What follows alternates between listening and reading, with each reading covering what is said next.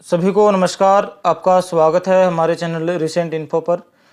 जैसा कि आप सभी जानते हैं, हम आपके लिए यहाँ पर डेली का अपडेट लेकर आते हैं। तो आज का जो हमारा अपडेट रहेगा वो 5 जुलाई और 6 जुलाई का रहेगा। तो चलिए शुरू करते हैं बिना किसी देरी के। इससे पहले यदि आप चैनल पर नए हैं तो चैनल को लाइक शेयर सब्सक्राइब जरूर किया करें और सब्सक्राइब करने के बाद घंटी जरूर दबाएं ताकि आगे का अपडेट आपको मिलता रहे। सबसे पहले है राष्ट्रीय वर्कहोलिक्स दिवस कब मनाया जाता है। तो राष्ट्रीय वर्कहोलिक्स दिवस जो है वो 5 जुलाई को मनाया जाता है। आगे विश्व जूनोसिस दिवस, ये बीमारी है एक तरह की जूनोसिस, तो उसको कब मनाया जाता है। तो ये मनाया जाता है 6 जुलाई को। कब मनाया जाता है? 6 जुलाई को विश्व जूनोसिस दिवस मनाया जाता है। आगे है ब्रिटेन के नए प्रधानमंत्री कौन बने हैं। तो ब्रिटेन के नए प्रधानमंत्री जो है वो कीर स्टारमर बने हैं। कीर स्टारमर ये लेबर पार्टी से संबंध रखते हैं, ठीक है, लेबर पार्टी से संबंध है इनका, ये भी पूछ लिया जाता कई बार। चलिए आगे चले। भारतीय मानक ब्यूरो ने स्टेनलेस स्टील और एल्यूमिनियम के बर्तनों के लिए क्या अनिवार्य कर दिया है। तो BIS ने अनिवार्य कर दिया है कि जो एल्यूमिनियम के बर्तन होंगे या स्टेनलेस स्टील के बर्तन होंगे उन पर सभी पर ISI मार्क का होना चाहिए, ठीक है। आगे है ब्रिटेन के प्रधानमंत्री जो कीर स्टारमर बने हैं, उन्होंने सांस्कृतिक मीडिया और खेल मामलों का विदेश मंत्री किसे नियुक्त किया है। तो ये लीसा नंदी को नियुक्त किया है। ये भारतीय मूल की हैं लीसा नंदी, तो इनको विदेश मंत्री बनाया है। किसका? संस्कृति मीडिया और खेल मामलों का। आगे है India bulls housing finance limited ने अपना नाम बदलकर क्या कर दिया है, यानी इन्होंने अपना नाम चेंज कर दिया। अब इन्होंने अपना नाम क्या रख लिया है? इन्होंने अपना नाम रख लिया है सम्मान कैपिटल लिमिटेड। क्या नाम रख लिया है? सम्मान कैपिटल लिमिटेड। आगे दुनिया की सबसे पुरानी गुफा पेंटिंग की खोज कहां पर की गई।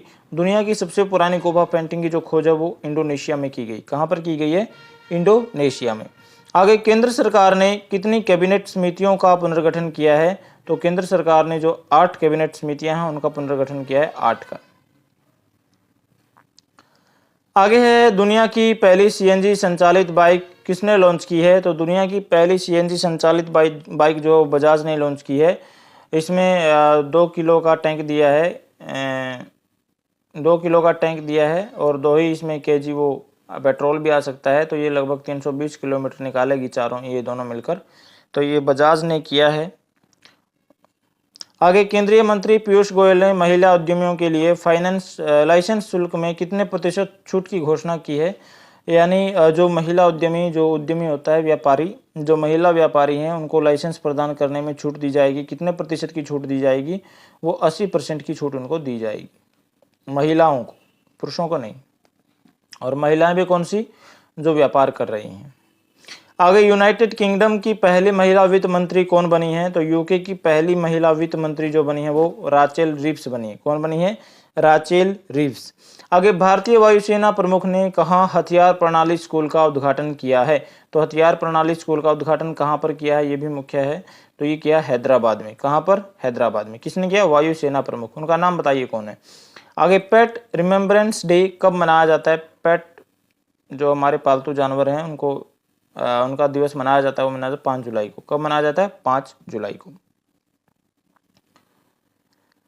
आगे है निकुंज बिहारी धल किस राज्य के मुख्यमंत्री के अतिरिक्त मुख्य सचिव बने हैं।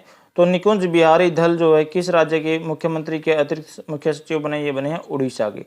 और उड़ीसा में पुरी में अभी जगन्नाथ यात्रा निकाली। जगन्नाथ यात्रा बलभद्र भी साथ में है और देवियां भी साथ में है। तो ये पुरी में विश्व प्रसिद्ध है, निकाली जाती है। तो अब पुरी में ये यात्रा जो निकाली गई।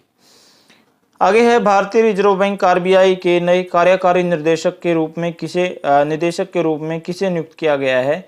तो कौन बने हैं नए कार्यकारी निदेशक? ये बने हैं चारुलता एस्कर। कौन बने? चारुलता एस्कर। ये RBI के, रिजर्व बैंक ऑफ इंडिया के नए कार्यकारी निदेशक बने हैं। आगे है NCAER, ये एजेंसी, इसने एक रिपोर्ट जारी की है, उसका नाम है rethinking social safety nets in a changing society. इस नाम से एक पेपर पब्लिश किया है। तो इसके अनुसार उन्होंने 2011-12 से 2022 से 24 तक भारत में गरीबी में कितने प्रतिशत की कमी आई है। यानी 2011-12 में जितने गरीब थे वो 2022 से 24 में जो है वो कम हो गए। कितने प्रतिशत कम हो गए? आपको ये इन्होंने रिपोर्ट पब्लिश की है। तो इस रिपोर्ट में बताया है। तो कितने प्रतिशत कम हो गए हैं? ये हो गए हैं 12.7%। यानी भारत में पहले जितने गरीब थे उसमें से 12% 7% जो व्यक्ति और हैं वो गरीबी रेखा से ऊपर आ गए। ये भी ध्यान रखने लायक है। आगे है, तेलंगाना में हरियाली को बढ़ावा देने और छोटे जंगल बनाने के प्रयासों के लिए SCCL के CMD बलराम को किस पुरस्कार से सम्मानित किया? यानी बलराम जी हैं, उनको पुरस्कार दिया गया है। किस कारण से पुरस्कार दिया गया है? हरियाली को बढ़ाने के लिए और छोटे छोटे जंगलों को बनाने का प्रयास करने के लिए। कहाँ है? तेलंगाना में।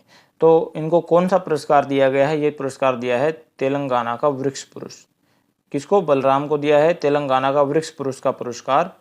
ठीक है, हरियाली बढ़ाने के प्रयास में। वह परियोजना क्या है जिसमें दक्षिण अफ्रीकी वैज्ञानिक अवैध शिकार को रोकने के लिए गैंडे के सींगों को रेडियोधर्मी बना रहे हैं? तो ये परियोजना का नाम आपको बताना है। तो क्या नाम है? रहीसोटोप। क्या नाम है? रहीसोटोप।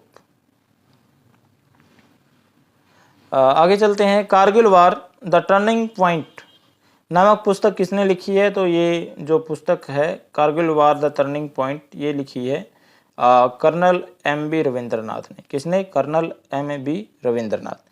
आगे, म्यूनिक फिल्म फेस्टिवल में लाइफ टाइम अचीवमेंट पुरस्कार से किसे सम्मानित किया गया है?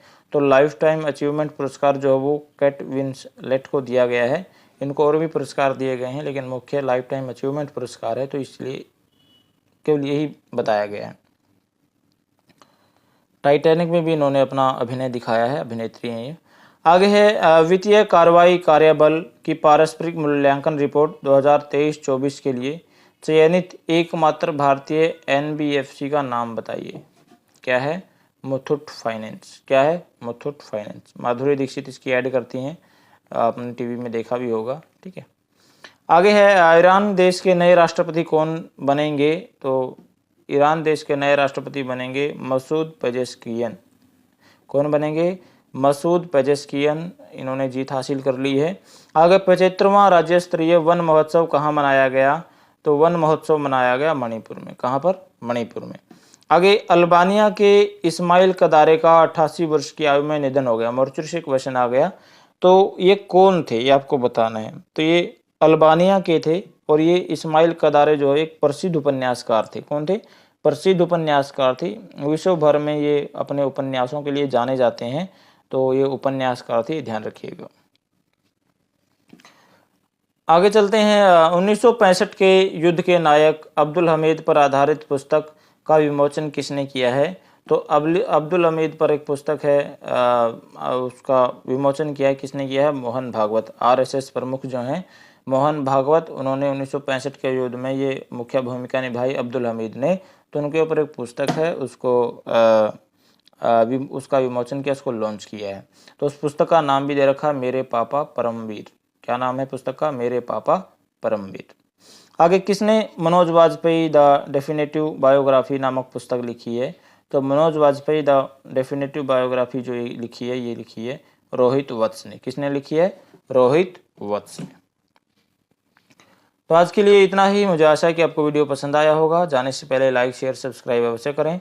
तो मिलते हैं अगले वीडियो में। थैंक यू, धन्यवाद।